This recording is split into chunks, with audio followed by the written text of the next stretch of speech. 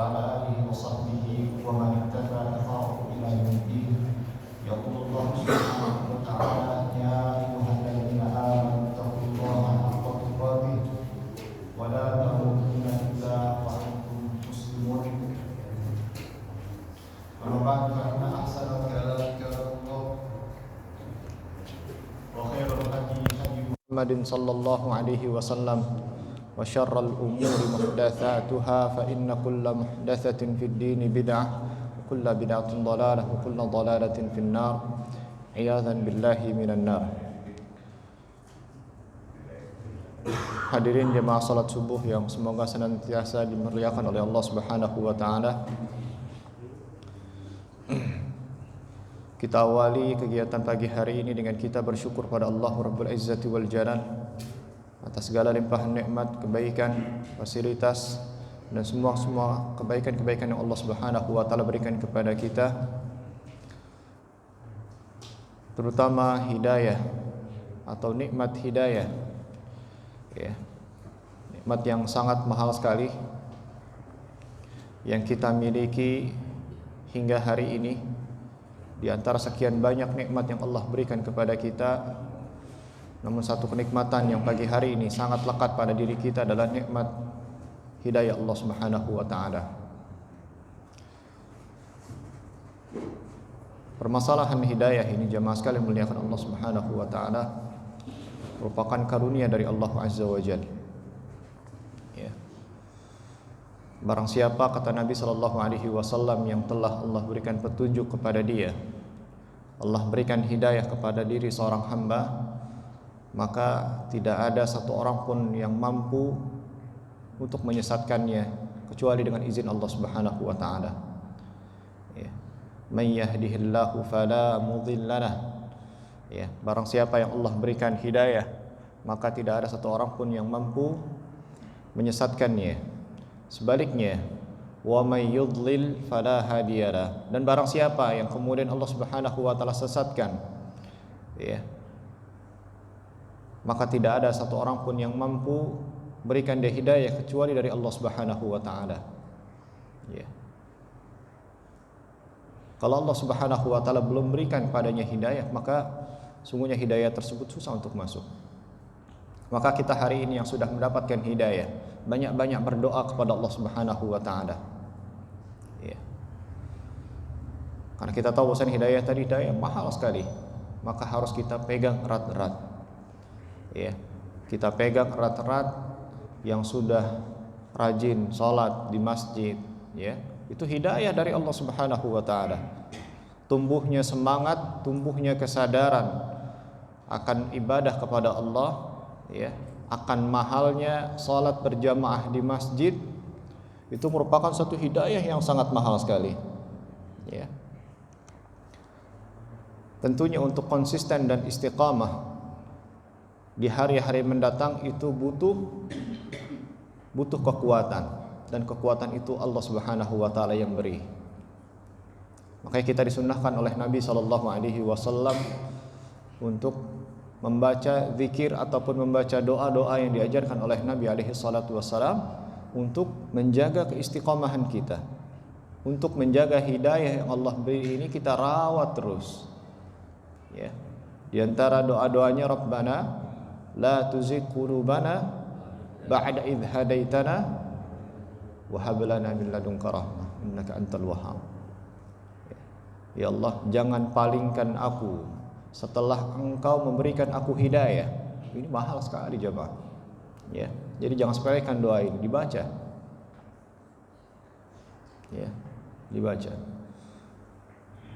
Doa yang lain diajarkan oleh Nabi sallallahu alaihi wasallam, ya munqalibal qulub tsabbit qalbi ala dinik wa ya munsarifal qulub sarrif qalbi ala ta'atik.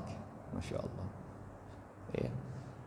Wahai zat yang membolak-balikan hati, tetapkan hati kami, tetapkan hatiku untuk senantiasa berada dalam agamamu. Wa ya munsarifal qulub, wahai zat yang senantiasa, ya, bolak-balikan hati, sarrif qalbi ala ta'atik, Ya Allah, palingkan diriku untuk senantiasa selalu dalam ketaatan kepadamu. Maka hari ini kita ya yang condong selalu ingin menjaga salat 5 waktu, ya, alhamdulillah dikasih kebetahan oleh Allah Subhanahu wa taala, istiqamah dalam menuntut ilmu. Ini dijaga dengan salah satunya adalah dengan berdoa kepada Allah Subhanahu wa taala. Karena enggak ada yang tahu, hati kita ini lemah, jemaah. Ya, hati kita ini lemah. Ya. Syaitan itu akan selalu mencari celah kelemahan dari seorang muslim. Dicari celah bagaimana nih orang bisa sesat. Ya. Yang tadinya rajin beribadah jadi malas beribadah. Digoda dengan segala macam godaan hingga akhirnya dia tersesat. Hadirin jemaah sekalian dimuliakan Allah Subhanahu wa taala. Pagi hari ini insyaallah kita akan kembali melanjutkan kajian kita bersama kitab Al-Arba'in An-Nawawiyah, di mana pada pekan yang lalu kita masih berhenti dalam hadis yang kelima. Ya. Hadis yang kelima, yaitu hadis an Ummul Mukminin Ummi Abdullah Aisyah qalat qala Rasulullah sallallahu alaihi wasallam man ahdatha fi amrina hadha ma laysa minhu fahuwa raddun, rawahul Bukhari wa Muslim. Wa fi riwayat li Musliman amila amalan laysa alaihi amruna fahuwa raddun. Dari jalan sahabat Ummul Mukminin, ya, ibunya orang-orang beriman, Ummu Abdillah Aisyah radhiyallahu taala anha berkata bahwasannya Rasulullah sallallahu alaihi wasallam pernah bersabda, man ahdatha fi amrina hadza ma laysa minhu fahuwa raddun, barang siapa yang mengada-ada perkara baru di dalam agama Islam, ya, ma laysa minhu fahuwa raddun, di mana perkara tersebut bukanlah bagian dari ajaran Rasul sallallahu alaihi wasallam atau ajaran Islam itu sendiri, maka amalannya menjadi tertolak, ya, tidak diterima. Hadis ini diriwayatkan oleh Imam Bukhari dan Muslim. Dalam riwayat lain yang diriwayatkan oleh Imam Muslim, man amila amalan, barang siapa yang melakukan sebuah amalan laisa alaihi amruna, di mana amalan tersebut tidak didapati di dalam ajaran Nabi sallallahu alaihi wasallam, maka sesungguhnya amalan tersebut menjadi tertolak atau tidak dilihat oleh Allah Subhanahu wa taala. Hadirin jemaah sekalian dimuliakan Allah, kemarin kita sudah sedikit membahas tentang poin yang pertama, ya, wa alam annal amal imma an takuna ibadat au adat au muamalat. Ya, ketahuilah wahai saudaraku bahwasannya amalan-amalan itu terbagi menjadi 3. Amalan yang pertama yang bersifat ibadah, di mana kemarin kita telah membahas bahwasannya sifat dari ibadah itu, ya, atau prinsip dari ibadah itu dibangun di atas at-tauqif. Ya, tauqif artinya adalah tidak bisa diubah-ubah. Kita menerima, kita melakukan, kita mengamalkan sesuai dengan arahan, ya, dan diajarkan oleh Nabi sallallahu alaihi wasallam kepada kita. Sesuai yang disampaikan atau yang difirmankan oleh Allah Subhanahu wa taala dalam Al-Qur'an, maka itu kita lakukan. Selama yang diajarkan dalam sunnah-sunnah Nabi yang kita dapati dalam hadis-hadis Rasul sallallahu alaihi wasallam, itulah amalan yang kita kerjakan. Ini manakala amalan tersebut bersifat ibadah, maka prinsipnya adalah dibangun di atas at-tauqif. Kita menunggu sifatnya, ya, menunggu. Diajarkan sama Nabi, disuruh sama Nabi sallallahu alaihi wasallam dilakukan. Enggak diajarkan berhenti dulu sebentar, ya, sampai kemudian kita mendapatkan instruksi dari Nabi sallallahu alaihi wasallam, ya. Kita mendapati ada perintahnya di dalam Al-Qur'an, ada perintahnya di dalam hadis-hadis Rasul sallallahu alaihi wasallam. Atau kita mendengar bahwasannya Rasul sallallahu alaihi wasallam melakukannya, maka kita lakukan. Maka selama 2 sumber ini, ya, tidak ada instruksi secara langsung untuk melakukannya, tawaqquf. maka berhenti. Ya. Jangan dulu beramal sampai benar-benar yakin ada perintahnya. Ya. Ini kita sudah jelaskan poin yang pertama, yaitu ketika amalan tersebut bersifat ibadah. Maka kita akan masuk pada pagi hari ini adalah di jenis amalan yang kedua, yaitu al-adah. Ya, al-adah itu artinya adalah sebuah adat, sebuah kebiasaan. Ya. Wahiyal umurul lati ya'maluha an-nasu bihukmi adatihim sawa'an fi aqlihim aw syurbihim aw saknihim wa nahwiha. Wahadal aslu fiha al-hil. Apa itu al-adah atau kebiasaan yang dimaksud oleh para ulama? Para ulama menjelaskan bahwasannya setiap perkara-perkara, ya, yang kemudian dilakukan oleh manusia bihukmi adatihim, yang kemudian dihukumi berdasarkan kebiasaan yang terjadi di tengah-tengah mereka. Ya, sebuah kebiasaan yang terjadi di tengah-tengah masyarakat. Ya, sawa'an fi aklihim. Ya. Entah sifatnya itu kebiasaan yang makan misalnya seperti itu. Bagaimana kebiasaan orang-orang makan, ya.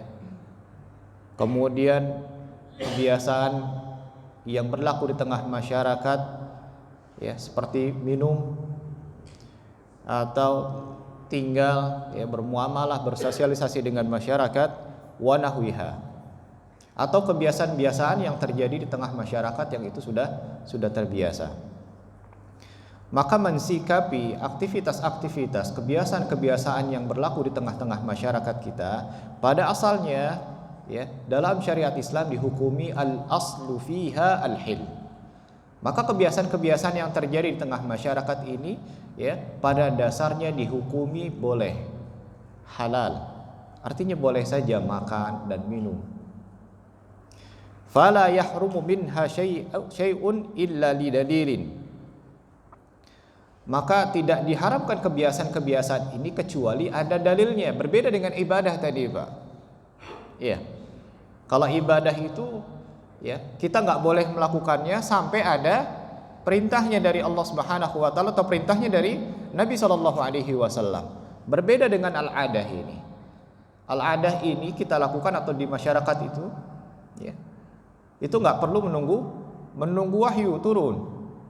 Sampai perbuatan-perbuatan masyarakat ini ada yang kemudian diberikan batasan oleh Allah Subhanahu wa taala. Oh, terjadi praktek ini nggak boleh makan sambil seperti ini. Ada pengharamannya dari Nabi sallallahu alaihi wasallam. Selama tidak ada pengharamannya dari Al-Qur'an maupun dari sunnah Nabi sallallahu alaihi wasallam, maka pada dasarnya boleh dilakukan. Ya. Fa fi syurbika wa lubsika wa sairul umuri allati ta'malu ala wajhil 'adah lil insani an yaf'alu minha ma syaa. Ya. Ketika kita ingin minum, ya, minum apa saja misalnya, ya, mau minum sirup, mau minum ini, mau minum itu, boleh pada dasarnya. Sampai datang sebuah pengharaman, nih yang nggak boleh di minuman itu minum khamar, nggak boleh minum khamar. Yang lain selain minum khamar, selama tidak ada dalil pengharamannya, boleh. Ya Pak, ya, Bapak pergi ke Papua misalnya, nemu minuman aneh misalnya, ya, minuman ini terbuat dari sesuatu hal yang mubah, halal, gitu ya. Misalnya dari buah yang buah itu nggak ada di Pulau Jawa misalnya, kemudian di jus di sana, ya, boleh nggak Ustaz? Selama tidak ada dalilnya, makan saja, ya, boleh, ya. Tapi kalau di minuman ini ternyata terdapat, ya, kandungan-kandungan alkohol, di mana kandungan alkohol itu sudah jelas pengharamannya, maka nggak boleh. Ya, mau makan apa misalnya, di daerah mana misalnya, ya, makan apa saja boleh. Ya, boleh makan apa saja. Tapi ketika ditemui ada makanan yang sifatnya diharamkan oleh Allah Subhanahu wa taala, contohnya apa, Pak? Makanan ini diharamkan? babi misalnya. Iya. Rica-rica babi, boleh enggak? Ya enggak boleh. Kalau rica-rica sayurannya boleh atau ayamnya boleh. Mau sebutannya apa saja enggak apa salah. Tapi ketika di belakangnya ada kandungan babinya, ya, entah dagingnya atau mungkin minyaknya atau mungkin apanya, ya maka enggak boleh. Ya. Dilihat dari kandungannya. Kalau bir peletok itu apa? Ada yang tahu jemaah? Anda belum pernah minum, tapi cuman dari namanya sudah aneh gitu. Apakah beneran bir? Bukan ya? Jahe itu ya. Oh, bir peletok itu jahe. Nah, bir peletok gitu. Ini bir peletok haram misalnya seperti itu ya. Nah, tidak bisa seperti itu. Ya. Jangan sampai terkecoh dengan nama, tetapi kandungan di dalamnya. Al-ibratu, makanya dalam sebuah kaidah dikatakan al-ibratu bil haqa'iq la bil alfaz. Ya. Kita mengambil sebuah hukum itu dilihat dari hakikatnya. Hakikatnya, bukan dari lafaz, dari penamaannya. Tapi perlu diwaspadai juga. Ya. Makanya tadi Anda nanya, enggak sembarangan beli bir peletok tadi misalnya ya. Oh ternyata beneran ada birnya, enggak boleh berarti. Iya. Iya. Misalnya disebut es bahagia misalnya, kalau minum ini jadi bahagia gitu, ngefly misalnya gitu, Pak ya. Ada aja sebutan orang-orang memang seperti itu, aneh-aneh ya. Habis minum bisa ngefly, jadi bahagia. Oh ternyata di dalamnya ada birnya, boleh nggak kira-kira es bahagia ini misalnya? Ya nggak boleh. Ya, jangan dilihat dari nama, tetapi al-ibratu bil haqa'iq la bil alfaz. Ya.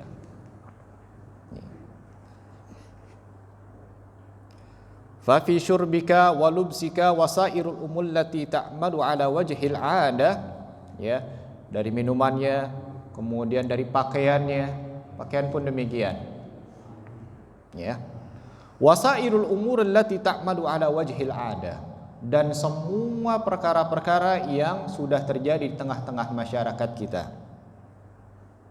Lil insani an yaf'alu minha masya, maka boleh bagi kita untuk melakukan hal-hal tadi yang sifatnya kebiasaan itu boleh, ya, bebas. Ya. Wa adatun nasi wa arafim takhtalifu min baladin ila baladin wa min zamanin ila zaman. Wa kullu hadzal aslu fihi al-ibaha. Kita ketahui bahwasannya kebiasaan manusia, ya, apa yang dilakukan di tengah masyarakat itu dari satu tempat ke tempat yang lain itu berbeda-beda. Iya. Dari kebiasaan orang Indonesia dengan kebiasaan orang Saudi berbeda. Iya, dari sisi pakaian, dari sisi makanan juga berbeda. Iya. Di kita mungkin ada makanan yang aneh misalnya, yang kemudian dibawa ke Arab Saudi, kemudian Arab Saudi nggak suka misalnya. Iya. Apa contohnya Pak? Durian misalnya ya. Durian itu nggak ada di Arab Saudi, setahu ana sih ya. Ya. Rambutan juga nggak ada di sana. Ya. Kayak kalau datang ke sini mungkin aneh-aneh, baunya aja udah beda gitu kan. Sama halnya di sana dibawa ke sini juga ada beberapa makanan yang kemudian dikonsumsi orang Indonesia. Nah, boleh nggak? Hukumnya boleh, ya. Karena setiap kebiasaan dari setiap tempat itu berbeda-beda. Orang Jawa, maksudnya jauh-jauh ke luar negeri. Di Indonesia saja, ini masya Allah luar biasa kayaknya Indonesia ini akan makanan, akan kuliner nih Pak ya. Nah, ada aja makanan-makanan yang ada di setiap tempatnya. Ya. Maka hukumnya ketika orang Jawa pergi ke Papua, ketemu di sana ada makanan aneh, bukan kemudian ini haram hukumnya, ini nggak boleh. Ya, boleh dimakan, tapi harus diperhatikan ini kandungannya apa dulu. Ya, kalau kandungannya mubah, halal boleh. Ya. Begitu pula dengan pakaian. Ya. Pakaian orang Indonesia dengan pakaian Arab Saudi dengan pakaian orang lain berbeda. Betul tidak, Pak? Betul. Ya. Orang Arab Saudi nggak harus pakai pakaian Indonesia, pakai batik dan pakai sarung dan pakai songkok, nggak harus. Ya. Sebagaimana orang Indonesia juga tidak harus memakai pakaian-pakaian yang dipakai di Timur Tengah. Ya. Itu seperti itu. Ya.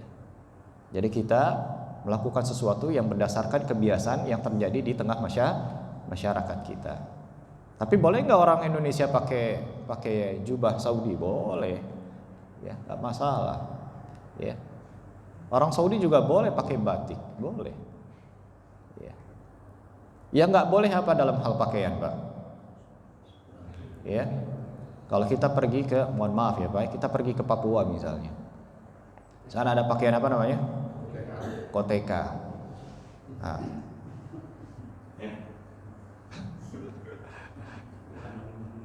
kira-kira kalau ke sana kita harus kalau udah sampai Papua kita harus pakai pakaian koteka juga nggak? Enggak. Bagaimana cara menghukuminya? Boleh atau tidak? Ya tidak boleh. Kenapa? Karena aurat. Disitulah kemudian syariat datang. Apakah boleh atau tidak tadi? Oh ternyata melanggar syariat. Apa? Auratnya tersingkap.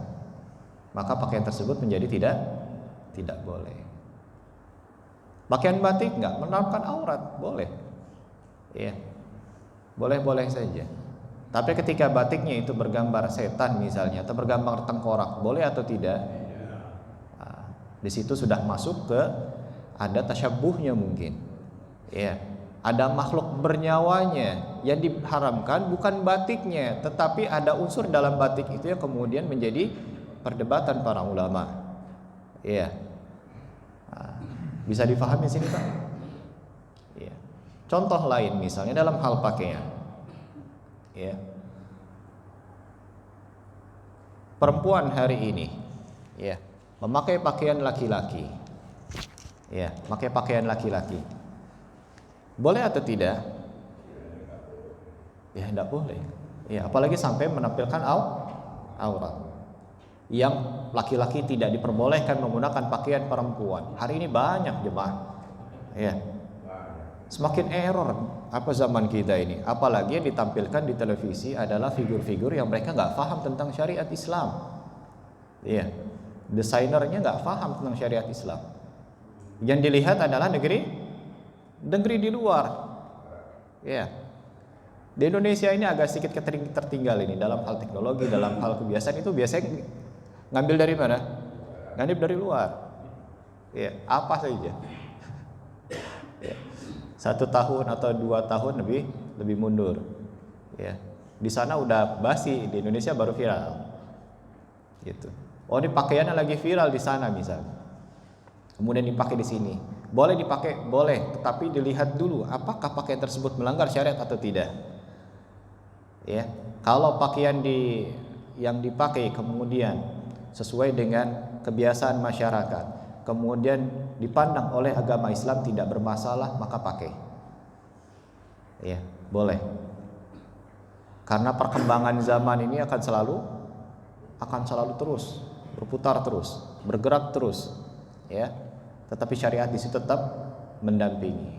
Boleh-boleh saja dalam hal makanan, minuman, dan cara berpakaian. Illa in kanatil 'adatu qad harramat fi syar'i fa innal 'adata hinaha takunu muharramatan. Kecuali kebiasaan tersebut telah diharamkan oleh syariat, maka sesungguhnya kebiasaan tersebut menjadi haram. Ka'adatul aqli bishimal. Sebagaimana kebiasaan orang, ada sebagian mungkin tempatnya ya, itu yang kemudian terbiasa dengan makan menggunakan tangan kiri. Ya. Boleh atau tidak? Diperbolehkan. Ya. Oh, ini udah kebiasaan orang sini makannya pakai tangan kiri, misalnya seperti itu ya. Ya. Maka kebiasaan ini tidak bisa diterima. Karena apa? Karena melanggar syariat. Ya. Karena nggak boleh ada larangan yang langsung dari Nabi Shallallahu Alaihi Wasallam.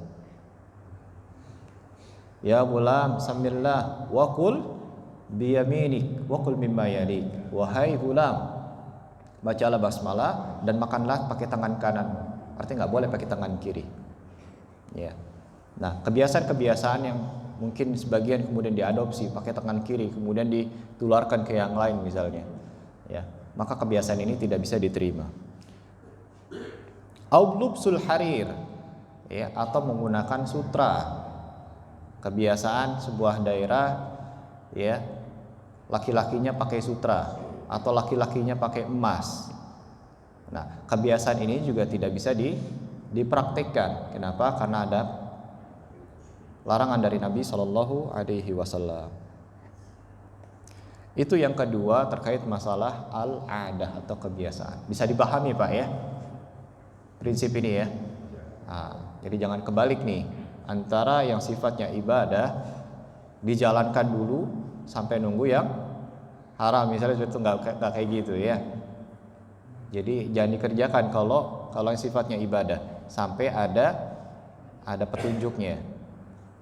Sedangkan al-adah tadi atau kebiasaan boleh dilakukan sampai ada yang kemudian diharamkan. Ya. Yang ketiga adalah al-muamalat. Ya, al-muamalat.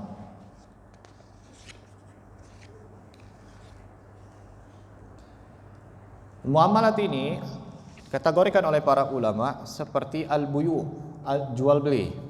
Ya, jual beli ini masuk kategori al-muamalah. Kemudian an-nikah. Nikah juga sama, ya. Wat tabarruat, saling tolong menolong, wa nahwiha fahadhihi fiha qaulan li ahli ilmi. Dalam permasalahan muamalat ini, para ulama memiliki dua pendapat bagaimana kemudian kita mensikapinya. Ya.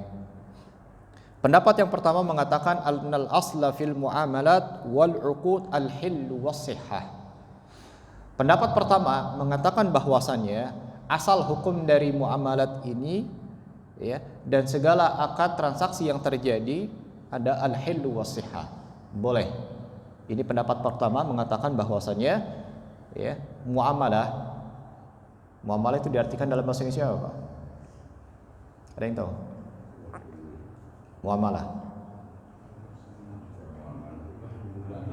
Muamalah ya.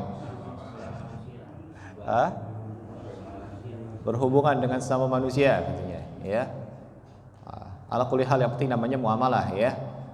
Berhubungan sesama manusia, ya. Jual beli itu ya, melibatkan orang lain. Berhubungan entah itu di dalam jual beli atau di dalam pernikahan. Ya. Yang tadinya satu kemudian berhubungan dengan keluarga yang lain dengan menikahi salah satu wanita yang dimiliki oleh keluarga tersebut. Terjadilah sebuah hubungan halal, ya. Hubungan halal dan hubungan yang haram juga ada, ya. Hubungan yang halal. Ini disebut muamalah. Ya. Pendapat pertama mengatakan bahwasannya muamalah ini, ya, adalah halal, ya. Illa ma harramahullahu wa rasuluhu, kecuali apa yang diharamkan oleh Allah Subhanahu wa taala dan rasulnya. Pendapat pertama ini adalah pendapat madhabul Hanabilah wal Malikiyah, ya, yang memegang pendapat pertama ini yang mengatakan bahwasannya muamalah ini adalah halal kecuali apa yang diharamkan oleh Allah Subhanahu wa taala dan rasulnya. Ini adalah pendapatnya madhab Hanabilah dan Malikiyah. Ya. Fa idza wujida aqdun aw muamalatun fal aslu sihhatuha. Ketika ada sebuah transaksi atau akad atau berhubungan dengan manusia, pada dasarnya hukumnya adalah halal. Illa ma dallat dalilu ala tahrimihi, kecuali ada sebuah dalil yang mengharamkan muamalah tersebut atau transaksi tersebut. Sebagai contoh, ya, kal bai'i wa syira' ba'da nida'il jum'ati tsani. Ya. Sebagai contoh yang disebutkan adalah seperti jual beli yang terjadi setelah adzan salat Jumat. Ya. Kalau salat Jumatnya satu adzan ya berarti azan yang pertama. Ya. Ketika adzan yang pertama dan masjid tersebut mempraktikkan hanya satu adzan di dalam salat Jumat, maka pada azan yang pertama itu tidak diperbolehkan lagi untuk ada transaksi jual beli. Allahu Akbar, Allahu Akbar. Udah nggak ada berhenti berarti ini, ya, nggak boleh ada jual beli. Ya. Masih banyak nggak terjadi ini? Banyak. Ya. Kayaknya perlu diedukasi masyarakat kita ini. Bahwasanya kalau udah adzan itu nggak boleh lagi ada jual beli. Ya, tutup.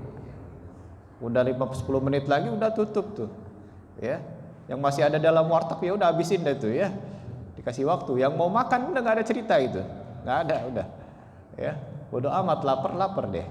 Gitu. Kalau mau beli 10 menit sebelum adzan. Ya. Mau makannya pas Jumatan itu urusan dia. Gitu ya. Tapi transaksi yang terjadi antara pembeli dengan penjual ini ya tidak diperbolehkan ketika adzan berkumandang. Setelah adzan berkumandang itu tidak diperbolehkan sampai selesai.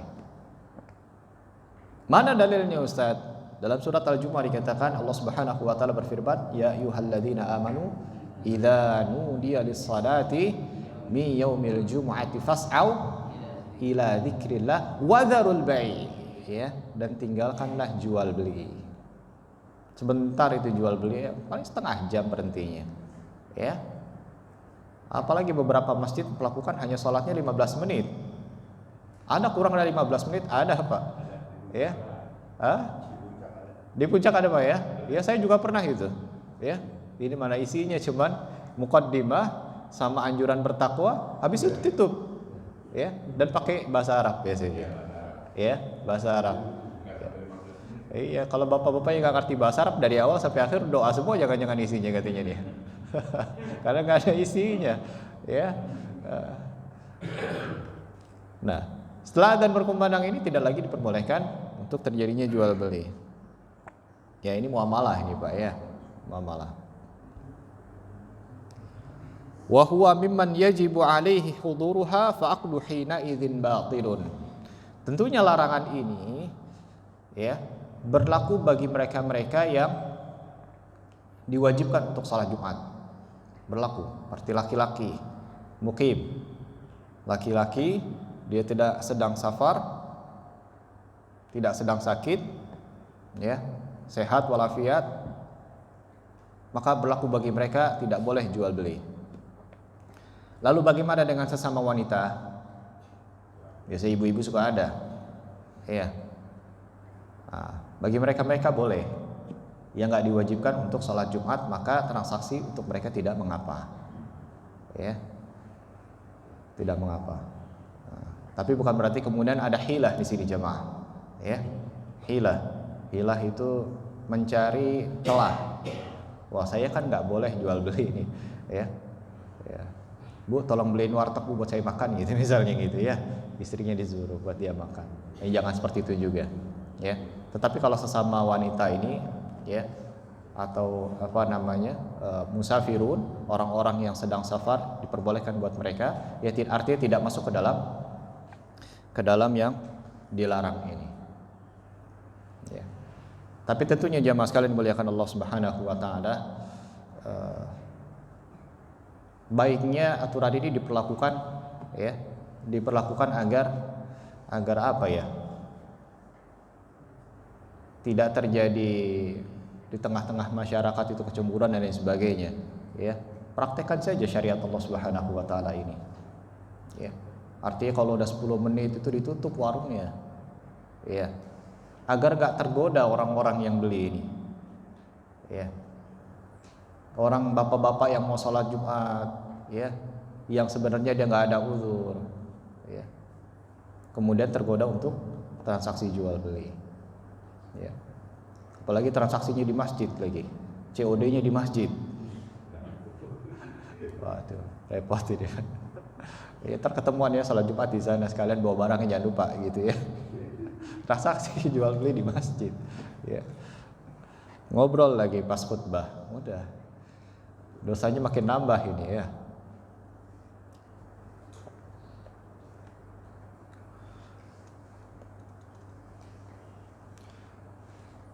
Walau aqada ala riba fal aqdu batilun.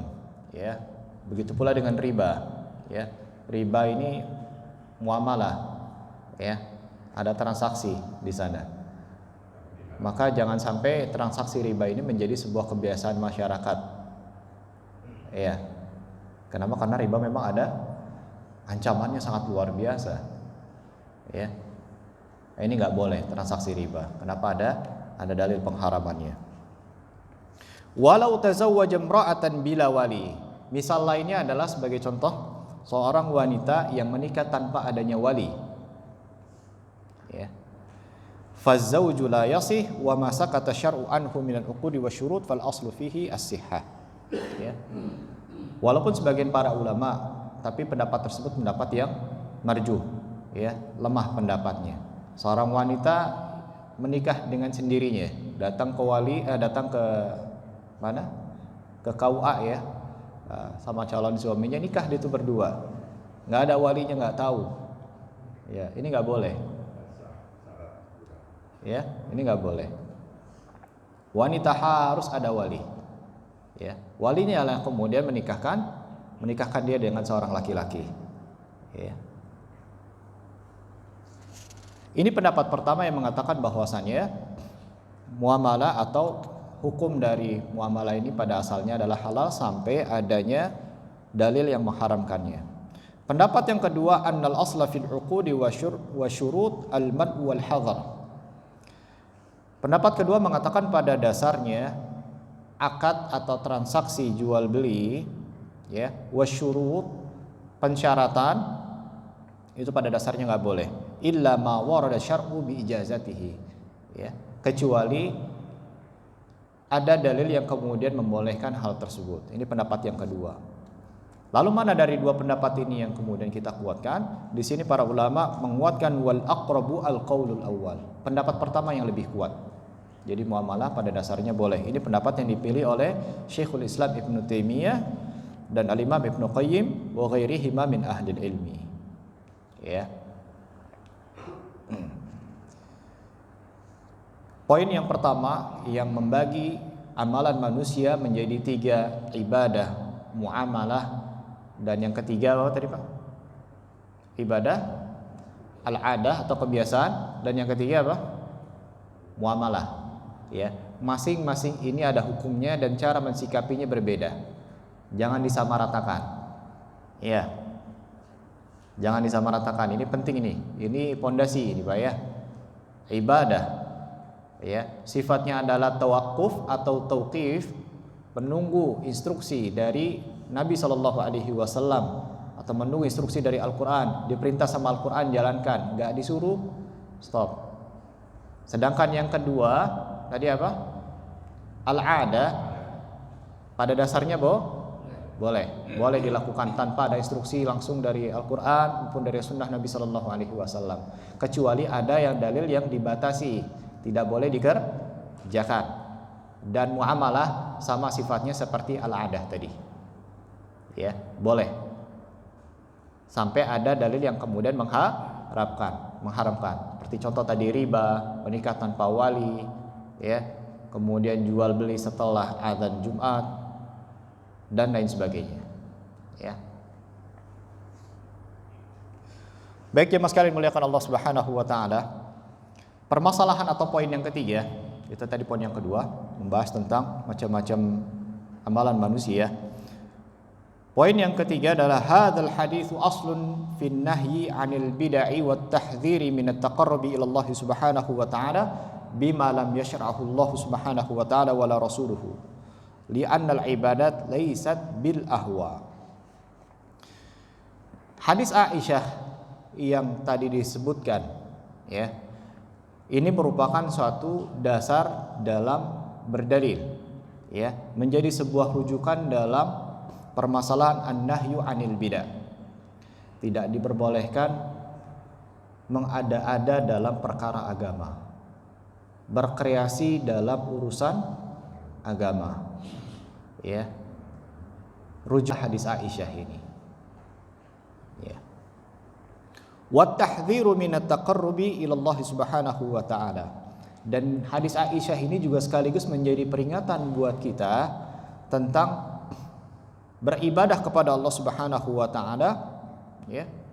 Peringatan dari mereka-mereka yang beribadah kepada Allah Subhanahu wa taala dengan syariat yang belum pernah diajarkan. Tata caranya enggak pernah diajarkan oleh Nabi sallallahu alaihi wasallam. Ini peringatan, enggak boleh. Ya. sebutannya ibadah, tapi cara melakukannya seenak sendiri. Ini nggak boleh. Kita harus mengikuti bagaimana Rasulullah SAW mempraktekannya. Li'annal ibadat laisat bil ahwa. Dan kita harus paham jemaah sekalian, bahwasannya konsep dari ibadah yang Allah Subhanahu wa taala syariatkan ini adalah berdasarkan wahyu, bukan berdasarkan hawa nafsu. Hawa nafsu satu manusia dengan manusia yang lain itu berbeda-beda. Iya, berbeda-beda. Nah, kita nggak bisa menjadi barometer hawa nafsu manusia untuk menjalankan sebuah ibadah. Nggak bisa. Ya. Maka tolak ukurnya adalah Rasul Shallallahu Alaihi Wasallam. Ya, ngikutin saja, tidak berdasarkan hawa nafsu manusia.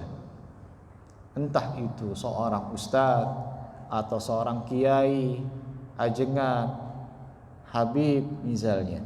Nah, orang-orang seperti ini itu tidak bisa dijadikan barometer dalam melakukan ibadah. Ya. Hanya Nabi Shallallahu Alaihi Wasallam yang berhak untuk dicontoh dan diteladani dalam melakukan sebuah ibadah. Wa innama bittiba'i ma jaa bihi Rasul Shallallahu Alaihi Wasallam. Ya. Maka dalam masalah ibadah ini kita ngikut saja sama Nabi Shallallahu Alaihi Wasallam. Hadisnya mana Ustaz? Hadisnya sebagaimana yang disampaikan oleh Nabi Alaihi Wasallam. Fa'alaikum bisunnati wa sunnatil khulafa'ir rasyidin al-mahdiyyin min ba'di wa 'addu 'alaiha bin nawajid wa iyyakum wa muhdatsatil umur fa inna kulla muhdatsatin bid'ah wa kulla bid'atin dhalalah. Akhrajahul Bukhari wa Muslim. Ini sudah jelas bahwasannya dalam beribadah kita harus mengikuti Nabi dan bukan mengikuti hawa nafsu diri kita sendiri atau mengikuti hawa nafsu manusia yang lain. Jadi hadisnya sangat jelas, ya. Kata Nabi alaihi salatu wassalam, berpeganglah kalian kepada sunnahku, ikutilah sunnahku bagaimana aku melakukannya, baik berupa ucapan maupun perbuatan ataupun sebuah keyakinan. Ikuti tiga hal ini dengan Nabi SAW. Ya, berdoa misalnya di dalam sholat atau berzikir dalam sholat, ini sifatnya qauliyah. Ya, kita harus ngikuti Nabi SAW. Ya, bagaimana cara membacanya, bagaimana cara mengucapkannya, ikutin Nabi. Amaliyah, perbuatan, sholat, ikutin Nabi juga. Sholat duhur 4 rakaat, ya 4 rakaat. Gak boleh ditambah-tambah 4 rakaat tapi sujudnya 3 kali misalnya, ya, dan lain sebagainya. Ya, bagusnya ada sholat tambahan nih, sholat sunnah tambahan. Apa sholat sunnah tambahan misalnya? Ya ditambah-tambah sama dia sesuai dengan hawa nafsunya dia. Saya lagi nggak mood misalnya, saya pingin sholat ini, ya, ke Mekah misalnya, ya, saya pingin sholatnya di tengah, lagi Safa dan Marwah, pingin sholatnya di tengah-tengah misalnya, ya.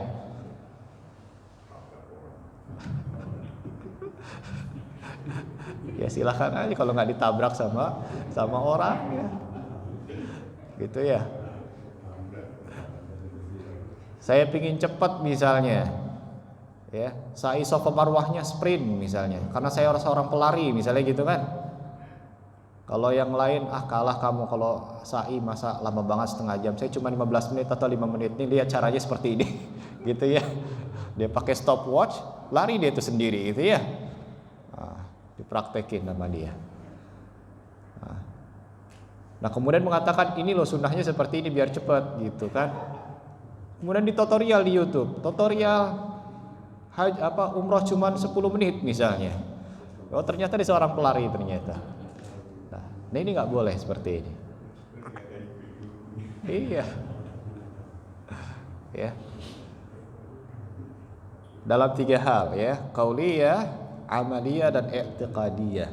3 hal ini dalam hal ibadah harus benar-benar diperhatikan, ngikutin sama Nabi SAW. Ketika ada sebuah ucapan, kita lagi umroh misalnya atau lagi haji, muncul tuh ada sebuah ritual-ritual. Nah, ini harus dicek dulu nih, ada nggak hadisnya. Jangan sampai saya bawel doer gitu ya ngomongnya ya, capek-capek, ternyata kita nggak ngerti bahasa Arab pula gitu kan, dibaca aja sama dia gitu. Ternyata buatan orang. Ini sempat viral itu kan, ya, nyanyi Indonesia Raya ketika lagi sa'i, ya, katanya Pancasilais katanya gitu ya. Ya kan ini error cara berpikirnya seperti ini. Ya, nggak seperti itu juga. Ya, kita lagi sa'i ini ya ngikutin Nabi SAW. Bukan berarti kemudian kita nggak cinta Indonesia. Ya itu bukan kebablasan kalau seperti itu ya. Ya, kan nggak mungkin kita lagi sholat di depan Ka'bah kemudian kita upacara bendera di sana, kan nggak mungkin. Ya, ada tempatnya masing-masing. Ya, ada tempatnya masing-masing. Tanpa kita kemudian merendahkan satu dengan yang lain, tapi kita mengikuti sunnah Nabi SAW dalam setiap keadaannya. Ini masalah ibadah, nggak boleh dicampur adukan. Ya, permasalahan ibadah nggak boleh dicampur adukan. Murni ikuti Nabi SAW di tiga hal: qauliyah, fi'liyah, dengan i'tiqadiyah. Ya. Nabi SAW juga pernah mengatakan, faman raghiba an sunnati falaysa minni. Barang siapa yang enggak suka mengikuti sunnahku, maka dia bukan bagian dari golonganku. Ya, ini hati-hati jamaah sekalian. Ini wanti-wanti dari Nabi SAW. Ya, hati-hati nih.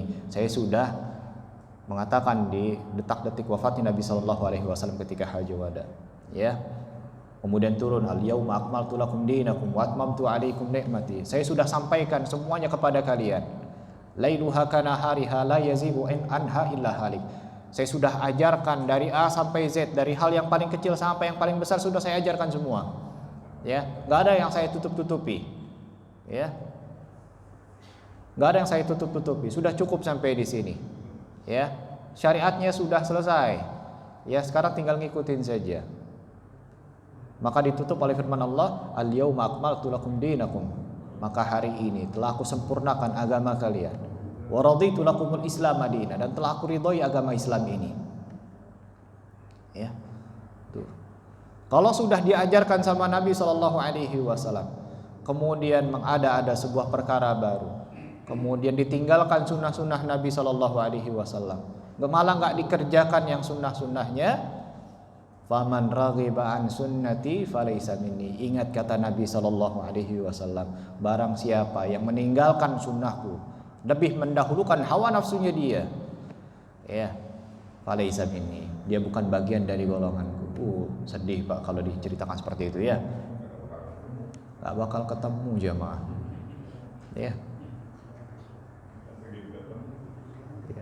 Kita ingin ketika nanti kita di Al-Haud, ya, telaga Nabi SAW, kita pingin tuh diakuin, sini umatku, ta'al katanya. Ya. Mereka-mereka yang menjunjung sunnah-sunnah Nabi SAW.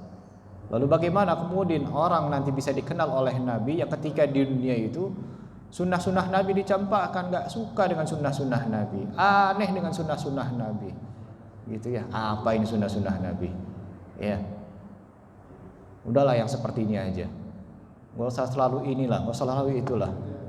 Nah, ini cara berpikirnya gak paham bagaimana konsep tadi, tiga hal tadi ya. Ibadah, adah dengan muamalah, dicampur adukan, disamaratakan. Ya, akhirnya bersikap semaunya saja. Ya.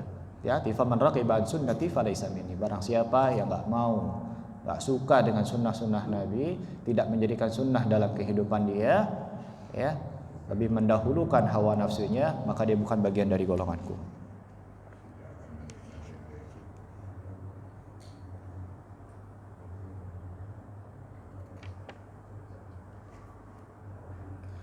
Wa afada hadha ta'rif, ya.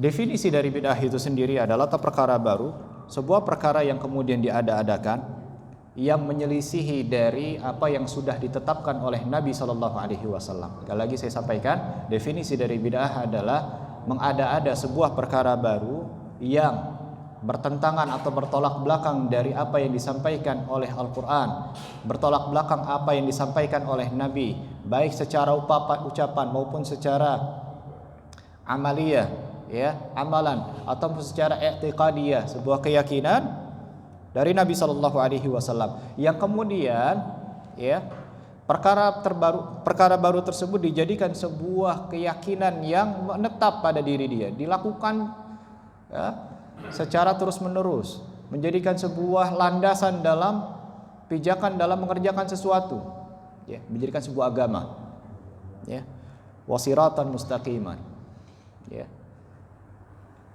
Perkara baru tadi dijadikan sebuah pijakan dia untuk melakukan, ya. Oh, kalau melakukan seperti ini, kalau mau seperti ini, lakuannya seperti ini, gitu ya. Itu dijadikan sebuah keyakinan dia. Ini namanya bid'ah. Wa afada hadza ta'rif annal bid'atu muhdatsah, ya. Termasuk dalam bid'ah ini dari sisi ucapan maupun dari amaliyah atau i'tiqadiyah seperti bid'ahnya Rafidhah. Contohnya dalam keyakinan dan dalam ucapan seperti halnya bid'ah kelompok Rafidhah atau Syiah. Ya, ini contoh dalam bid'ah i'tiqadiyah. Di mana dalam sekte Syiah, tentu Syiah ini bersekte-sekte, Pak, ya. Enggak sama, banyak sekali sekte Syiah. Ada dari mulai yang paling parah sampai yang paling mending.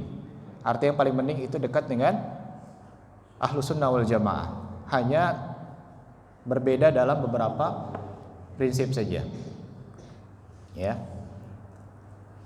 Di antara sekte Syiah mengatakan apa itu, ya, bahwasannya menurut keyakinan mereka semua para sahabat itu telah kufur.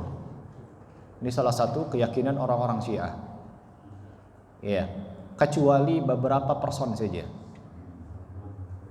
ya, kecuali beberapa person saja, dan itu termasuk dalam Ahlul Bait, ya. Sisanya kufur semua. Aisyah radhiyallahu taala anha kafir, Umar ibn al-Khattab radhiyallahu taala anhu kafir, Utsman kafir, dan semua para sahabat dikafirkan sama mereka,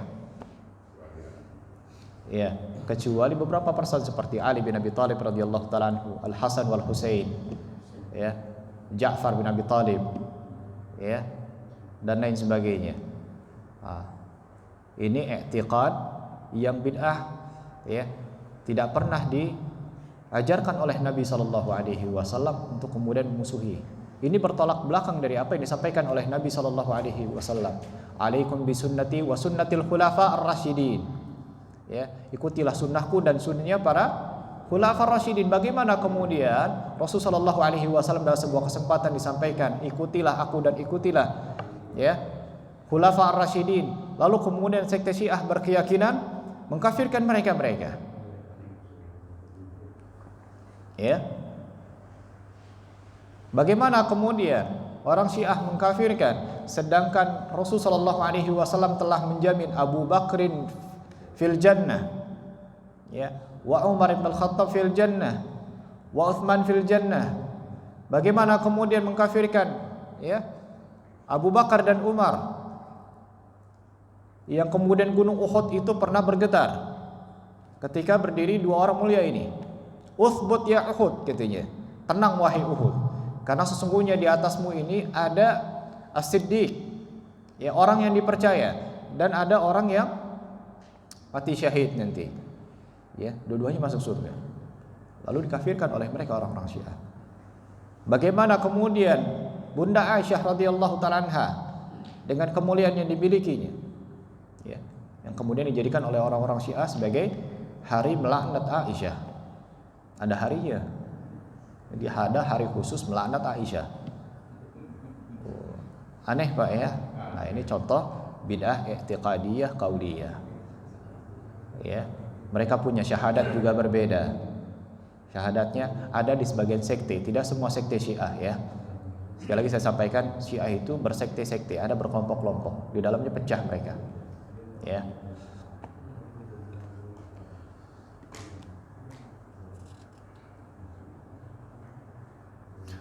Wa'lam anna kulla bid'atin, wah waktunya sudah jam 6 ini. Sebenarnya masih ada lagi ini ya, masih seru sebenarnya ini. Permasalahan-masalah bid'ah di mana di sana ada bid'ah hasanah, kemudian bid'ah terbagi menjadi 5 bagian. Sebagian para ulama yang kemudian berpendapat demikian. Insyaallah akan kita bahas pada pertemuan yang akan datang biidznillah taala. Jadi kalau ada pertanyaan nanti terkait masalah bid'ah hasanah, insyaallah kita akan jawab di pekan depan. Ya, jadi kalau ada yang bertanya, Ustaz, ada bid'ah itu terbagi menjadi 5, bid'ah wajibah, bid'ah mahbubah atau mustahabbah, dengan bid'ah makruhah, bid'ah apa lagi? Mubahah, dan bid'ah dolalah dan lain sebagainya. Ya, insyaallah akan kita bahas pada pertemuan berikutnya biidznillah taala. Demikian kajian pada kesempatan pagi hari ini, semoga menjadi khazanah ilmiah buat kita dan menambah keimanan kita kepada Allah Subhanahu wa taala. Kurang lebihnya mohon maaf. Sallallahu ala nabiyina Muhammadin wa ala alihi wa sahbihi wasallam. Subhanakallahumma wa bihamdika asyhadu an la ilaha illa anta astaghfiruka wa atubu ilaik. Wassalamualaikum warahmatullahi wabarakatuh. Waalaikumsalam.